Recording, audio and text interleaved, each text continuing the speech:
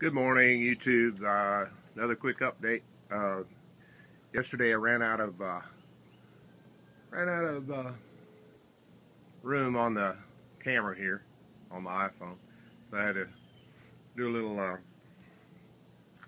just a little picture of the front of the house here this morning, and to give you an idea where my garden is. So here's a view from the front porch.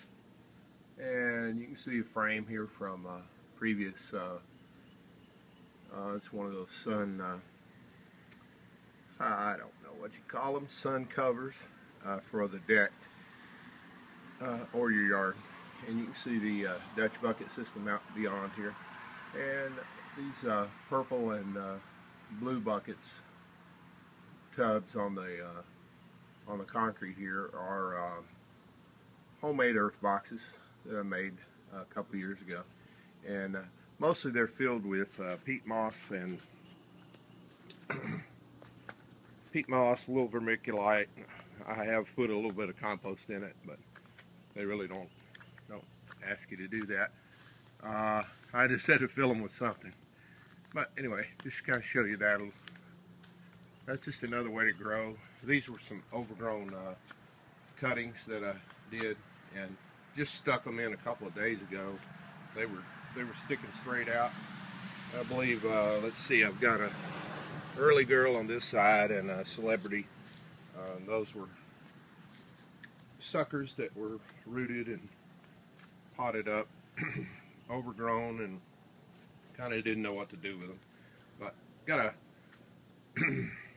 an Earthbox here filled with okra. And believe it or not, this will produce an amazing amount. Matter of fact, you notice that's right in the center, and more than likely that will be that'll reach 5 or 6 feet high, and the stalk on those will be about as big around probably 1.25 inches. Those stalks will be. These will produce an amazing amount. But if you don't know anything about Earthboxes, let me just tell you. Right down here is a drain hole that's 4 inches up. In the bottom, I put a couple of 4-inch PVC drain pipes, and then a piece of plastic or something to support the soil in there.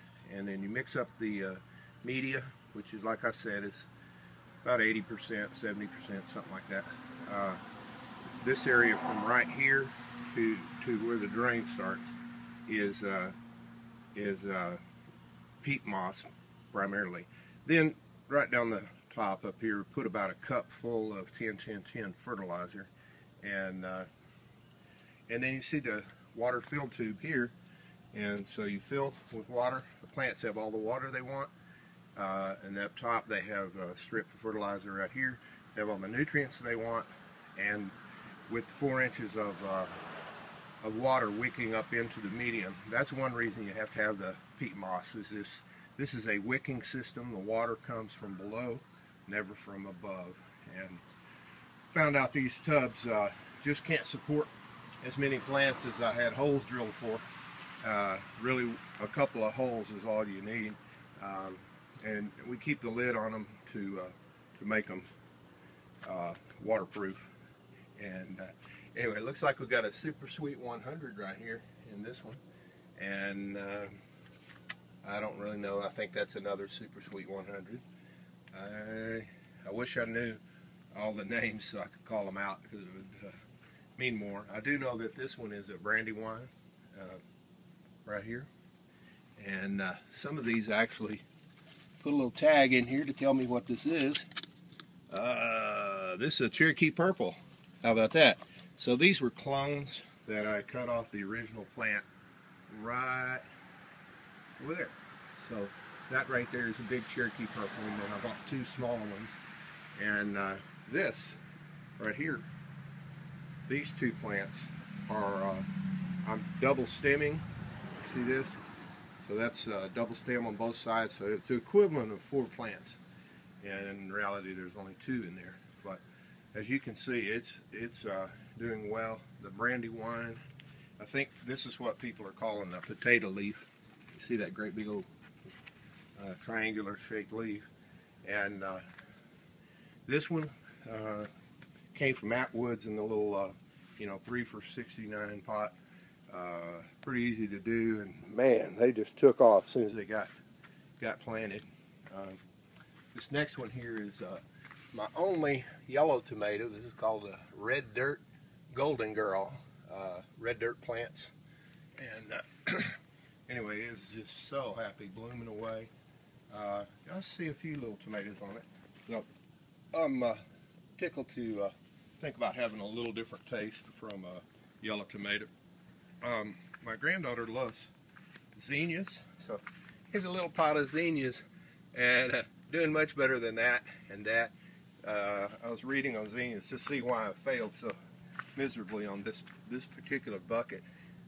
They don't like really moist conditions, and they don't like to be transplanted, and they don't like much fertilizer. So anyway, I'm considering going ahead and yanking these zinnias out.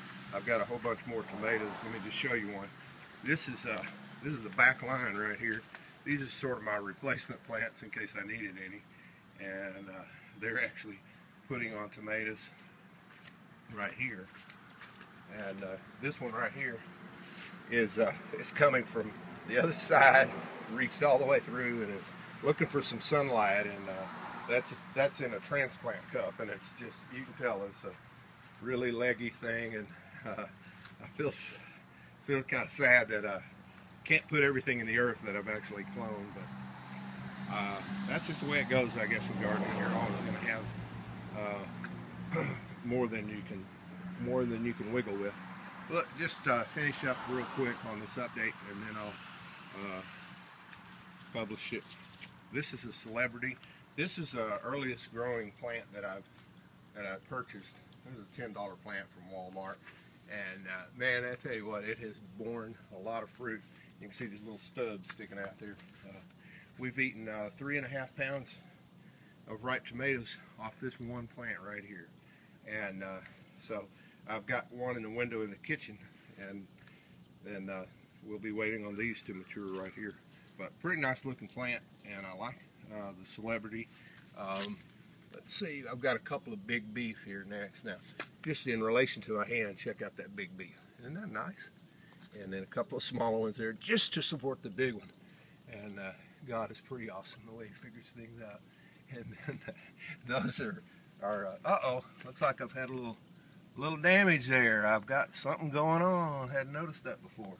So these updates are even good for me, I guess. But I've got a little something happening there. That's the big beef.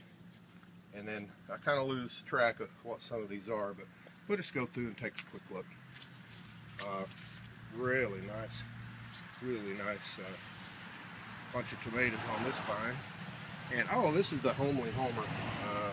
Kind of an impulse buy from Atwood's.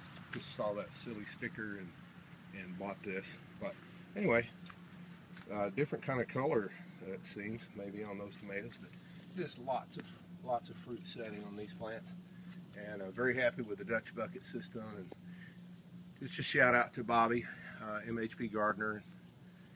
Thanks to him for sharing this idea online, because between him and Brock Hughes over in Canada, who also knows Bobby and has done hydroponics, he's been very helpful answering questions as well.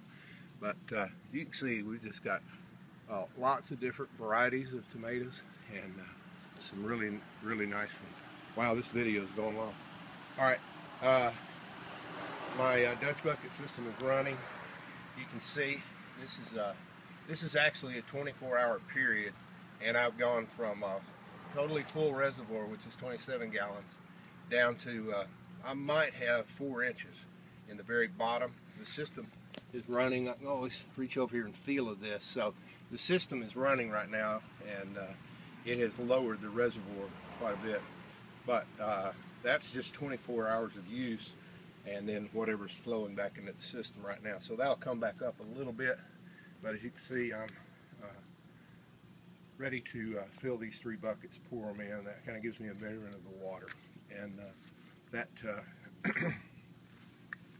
that's how I started doing the nutrients.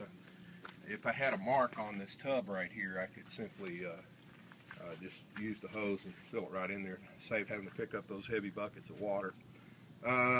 Most people would recognize this, maybe. If not, well, my sister-in-law said, "Wow, that's so beautiful. I would raise that just for the ferns themselves. They're so pretty."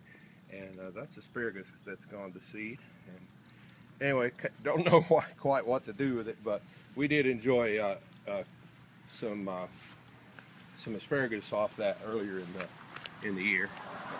Anyway, just take a quick run down through here and spy out some of these tomatoes before I sign off today. And sorry about the video running long, but that's just the way it goes, I guess. Anyway, how many tomatoes can you get on one vine? Well, I guess I'm showing the back side of this one, but they're a little bit different from every view. And if you're a tomato grower, I know you enjoy this sort of stuff, or you wouldn't be looking at this video. I know I enjoy you guys' videos a whole lot. Trying to see what that is. Early girl, and they don't seem to have been too early for me. But we'll be looking forward to enjoying some of those. It's a pretty nice tomato, and I don't know what's going on in the bottom. It's not rot. That's just I think it just split open, and that was a bloom that kind of spread out and split open and healed back up, and that's it right here. Got a few little tomatoes here and there. Man, I'm telling you, look, I'm this tall on this tomato plant, and you can see it's about 4 inches, 5 inches taller than me, and that's this early Super Sweet 100. You can kind of see how far off the ground it is. And it won't be long, it'll be reaching way up there. And so what do we got here? I'm not sure, but this is shorter plant. And then you get into some peppers I got here. This is a bell pepper. I couldn't tell you exactly which variety, but here's one that's bigger than a golf ball. That's kind of hard to see, but anyway, it's putting on, and it seems to like the hydroponics and the Masterblend tomato fertilizer. But coming right along, and putting a hand there kind of gives you an idea of the size. So. And then, last but not least, got a little jalapeno plant here on the end. So, there you go. Well, YouTube, it's been a long update, and everything but the zinnias have done real well. And my granddaughter, she'll be able to pick some orange ones and have a few of those. But anyway, I'm gonna do something with that bucket. I don't know what yet. But have a great day.